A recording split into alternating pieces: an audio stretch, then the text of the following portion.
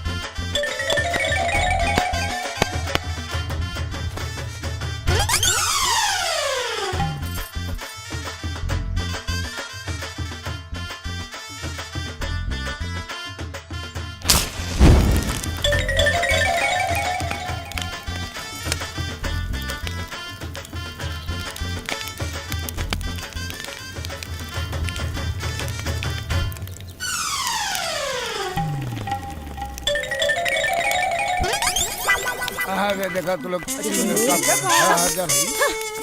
डॉली अरे चुनबुल अब तोरे खातिर चॉकलेट लेवे चलब। डॉली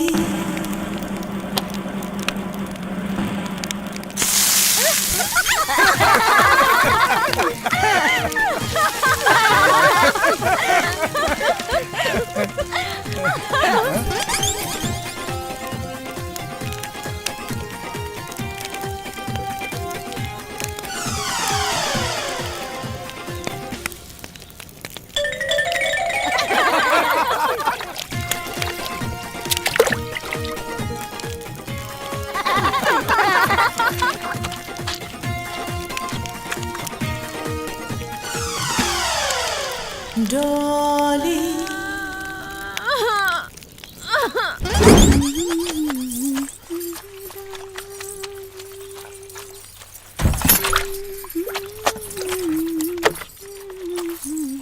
छी, हाउ डर्टी! कितने गंदे लोग रहते हैं यहाँ पे। हाँ, कुछ गंदा लोग घर में आ गइल बड़ा, ऐसे घर अपवित्र हो गइल बा। तई भइला कि गोबर से लिप पोत के पवित्र कर लिहल जा। हाँ दीदी, और ये गोबर तो दवाई के भी काम करेला ना।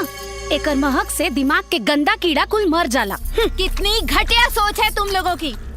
जानवर का लैट्रिन लेके हाथ से फैला के पूरा गंदा कर रहे हो घर।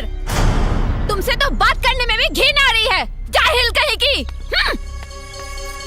बड़ी आई बताने वाली। जा जल्दी से जा। अब तुमके तो हम बतावतानी कि गोबर का चीज होखेला। चुनमोल जल्दी आवा।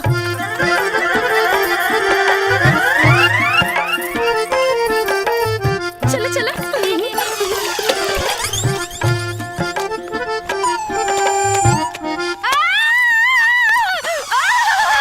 मुझे खुजली हो रही है, मैं क्या करूं? पानी। अरे बहना, क्या हुआ बहना? मुझे पुलिस बुलाओ, पुलिस बुलाओ। कॉल नहीं लग रहा। एम्बुलेंस मंगाओ। और क्या हुआ बहना? अरे फायर ब्रिगेड को फोन लगाओ यार। तुम्हें मजाक सूझ रहा है। कुसुम, एक खुजली तक गोबर लगावला से जाई ना। हाँ दीदी, लेकिन ई गोबर के छुई है कहाँ? गोबर तो जानवर के लैट्रिन होला, गंदा होखेला ना। अरे यार, बहना नो, बहना नो, बहना नो, बहना पोटी, बहना पोटी, जानवर का टट्टी बहना, पोटी बहना, टट्टी, I mean जानवर का टट्टी बहना। क्या करूं मैं बहना? चुप, अबे चुप। अरे बहना नो, डोंट डू दिस बहना। अरे अबे हट में, अबे बहना, बहना ये रोक लो बहना। सब ठीक है बहना? इंतजार, आखिर कब तक? मैं इस घटिया कमरे में नहीं रह सकती। बहना, बहना, जब तक पैन कार्ड और टीडीएस सर्टिफिकेट नहीं आ जाता तब तक हमें यहीं रहना पड़ेगा बहना। अकाउंट में एक बार अमाउंट शिफ्ट हो जाए बहना, फिर देखना हम उनसे सौदा करेंगे और कहेंगे राजा बाबू लो और पैसे हमें दे दो। फिर देखना बहना, जिंदगी भर ऐश करोगी बहना, ऐश ही ऐश। डॉली खूब बल लगा के पड़ जा। हाँ? हेलो जीजू। हेलो। ए घुघरू, एगो बोरा बिछा दा। बहू, जी बाबूजी। ई कुकरन के भी खाना दे दा। जी। हेलो, आई एम नॉट कुकुर, I am lucky and he is Jackie. Yes. हमने क्या खास मेहमान के कुकुरे कहल जाला। Okay, Very then nice. I am lucky कुकुर, ही इज जैकी Yeah. कुकुर। बैट कुकुर। Okay thank you. ओके। हाँ, बहुत जोरों की भूख लगी है, जल्दी से मुझे खाना दो। हमने के यहाँ आदमी का खाना खैला के बाद औरत खाना खाली, सब पहले ना।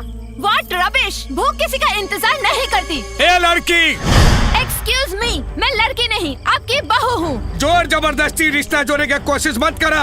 हाँ। मेहमान बारू तब मेहमान बन के रह।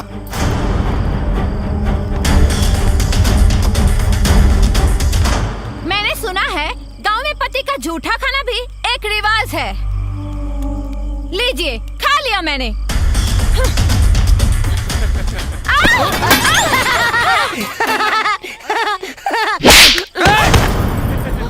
मेहमान बारू देख कर बतबी ना कि तू जोर बदतमीजी करबू, वहाँ बर्दाश्त कर ले। ए बहू, जी बाबूजी। कल से ये लोग के खाना ना बनी।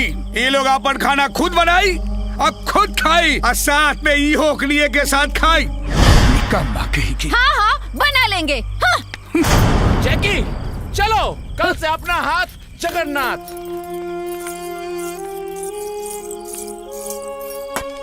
देख ले आँख खोल के, एक उहा कि तोहरे सामने से तोरे मुंह के नेवाला लेके चल गई।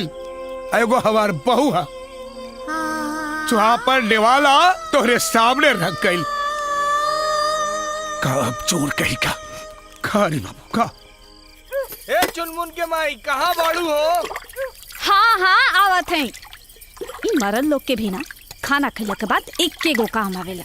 उ लोग के का पता कि हम औरतन के खाना खैला के बाद भी बहुत सारा काम होला। हाँ, तो दीदी आप जाई ना, हम कुल बर्तन धो देता नहीं। सच में जाई का? हाँ दीदी, जाई ना। वैसे भी आज हमरो मन ना बहुत कच्चा कच्चा सा लगा था। जात बनी। हाँ कुसुम, तू चिंता मत करा, तोहरो के एक दिन ना देवर जी ऐसे ही परेशान करिया। अरे आओ तनी बाबा।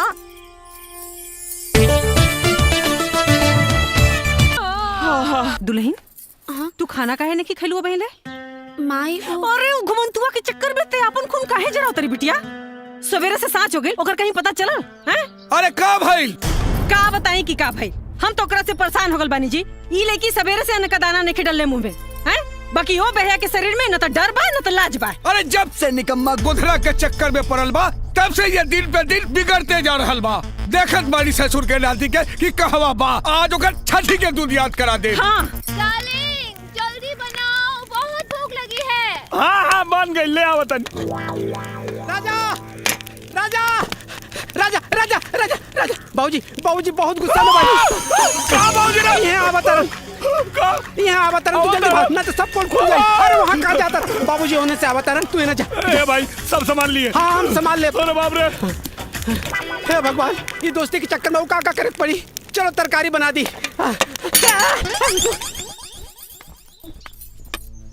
कहाँ रहले हरे? हम तोहरा के खोजत खोजत हरा रहल बाड़ी। बहू कब आइल हई? बाबूजी, अरे ससुर, हम तोहार ब्याह ई खातिर कैली कि तू सुधर जाबे। अरे तू सुधरबे का, उल्टे तू और बिगड़ल जा रहल बाड़े। एक बात कान खोल के सुन ले राजा, अगर तोहरे कारण हमरा बहू के कुछो भइल तो तोहार हाथ गोर तोड़ के घर में बैठा दे। निकम्मा कही के दिमाग खराब करके रख देलस। अरे रमेश के भाई बिना मतलब डांटत रहले। पाव लगी भौजी। ओ अरे आलू पालक की सब्जी, ई सब्जी तो राजा के बहुत पसंद बा। और लाई ना लेके आई। हाँ हाँ, सब्जी सब्जी लाई ना। ली आवा ना, इहो खा ले। हाँ ले आवा। करे तू यहाँ आके खाना खा रहा तू यहाँ आके खाना खा रहा बाड़ा है? वहाँ मुंबई वाली भौजी पूरे गांव में खरमंडल नांदे जात रहली है। हाँ, हम उनका के बड़ मुश्किल से मना के अब बाहर से दरवाजा में कुंडी लगा के आई नहीं है। तू जल्दी करा, नहीं तो सगरो खेला गड़बड़ हो जाए। ए भाई तनी जो न जाके संभाल भाई जो। हम कुछ ना कर सके नहीं, समझ ला। तू जाना तो हर काम जाने। हाँ, हमरा के ऐसे लगा था कि तुम्हारी डबल ड्यूटी के चक्कर में एक दिन हमारी टट्टी निकल जाए। जल्दी आओ। ए सुन ना, ए गोदन, ए गोदना, ए गोदन। अब अभी ना खैले ही चल गिल देखा।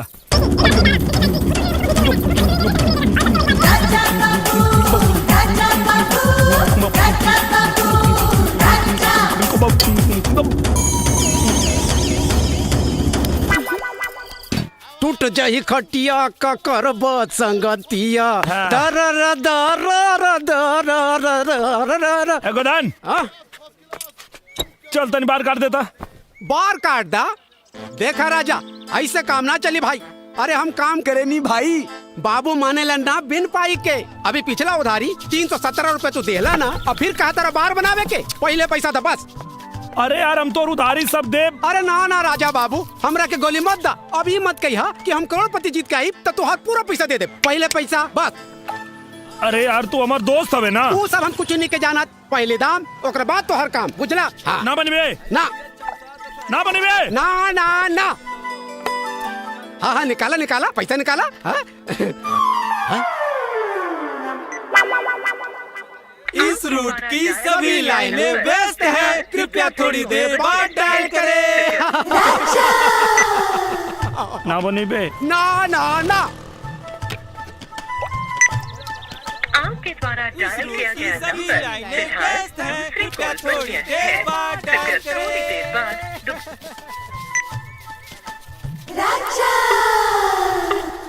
अरे गोदन, तोरा के राजा के बार बना देवे के चाहिए यार। अरे भैया पैसा मिले तो सब कुछ बना दे।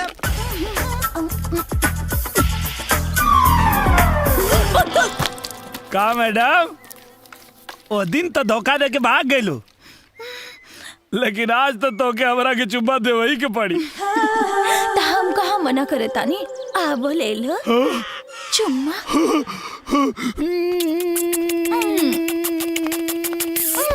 तनिको रुको डार्लिंग, ए का करा तारा? इतना सुंदर सुसी लड़की के भले बाजार में चुम्मा लेबा? तो अगर हम तो के सुनसान जगह पे एक गो चुम्मा की जगह 4 गो चुम्मा देते। अरे तब तो बहुत मजा आ जाए। तो चला चला गाड़ी में बैठो। चलो चलो।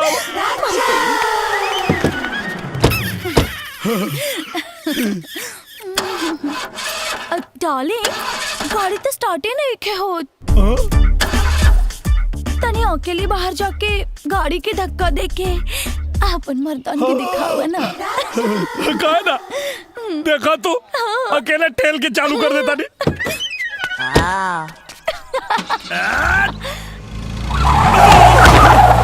By bye darling, next time 4 गो चुम्मा ना 8 गो चुम्मा ले ली। का भगवान, सुनले बानी कि तू हर आदमी के मनोकामना जीवन में एक बार जरूर पूरा करेला। हमार करोड़पति बने के सपना तो पूरा कैला ना। कम से कम ऐसे वो चमचमा चीज हमारा झोली में डाल देता, जीवन सफल हो जाए प्रभु। Hello hello, who's there? Hello, may I know who's calling? Hello hello hello hello hello.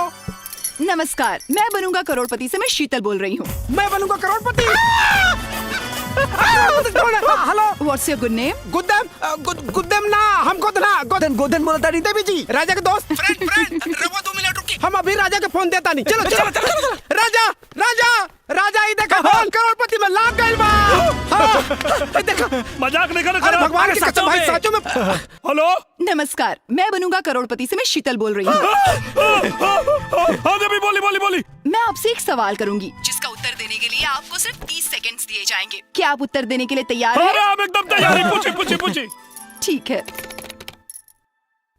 अरे यार फोन लग गया करोड़पति में। अरे जल्दी पूछी। आपका सवाल है, ऐसी कौन सी मछली है जिसका वजन 10 हाथियों के बराबर होता है? आपके ऑप्शंस हैं A shark, B whale, C rohu, D star. And your time starts now. का भाई अरे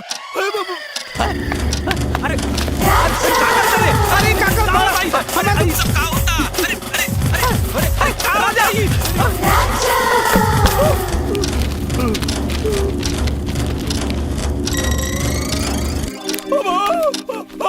वेल मछली। आपका जवाब बिल्कुल सही है। हेलो मालिक, हम चुना गए नहीं। क्या मतलब हमार चयन हो गई? नहीं मिस्टर राजा, अभी नहीं। ये चयन की पहली प्रक्रिया थी। दूसरी प्रक्रिया में सही जवाब देने वाले लाखों प्रतियोगियों में से 10 भाग्यशाली प्रतियोगियों का चयन होगा। अच्छा अच्छा अच्छा। अगर आपका नाम उन 10 भाग्यशाली प्रतियोगियों में शामिल होगा तो आपको बहुत जल्द सूचित कर दिया जाएगा। अच्छा। अब आप अपना मोबाइल नंबर और पूरा पता लिखवाइए। हाँ लिखी। राजकुमार उर्फ राजा बाबू, ग्राम तड़वा, पोस्ट बसेवा, जिला गाजीपुर। अब पिन नंबर 275205। हाँ तो मिस्टर राजा, आपका मोबाइल नंबर यहाँ दर्ज हो चुका है। अगर इसके अलावा और कोई भी नंबर है तो आप बता दीजिए। हाँ लिखी। 97 सूत के 98 उठ के मतलब 97 87 98 88। जी धन्यवाद मिस्टर राजकुमार जी। एगो बात बताई देवी जी। क्या? आपके आवाज बहुत मीठ बा। बहुत बहुत धन्यवाद मिस्टर राजकुमार जी। मैं बनूंगा करोड़पति की ओर से आपको बहुत बहुत शुभकामनाएं। आपका भविष्य उज्जवल हो। ओके बाय। Thank you.